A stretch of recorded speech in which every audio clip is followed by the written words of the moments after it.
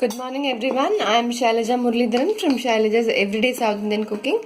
Today we are going to make green peas cutlet.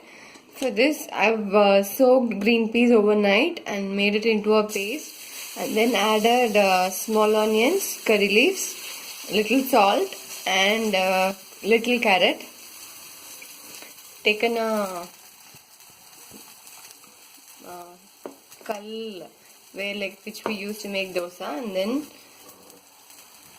spread out the batter to make the cutlet. Put a little oil.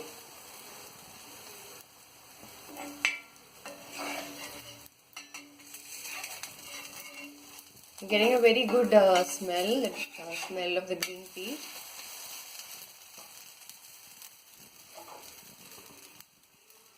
Can tell it as a green peas cutlet, or also can be called as a veg omelette or a green peas omelette.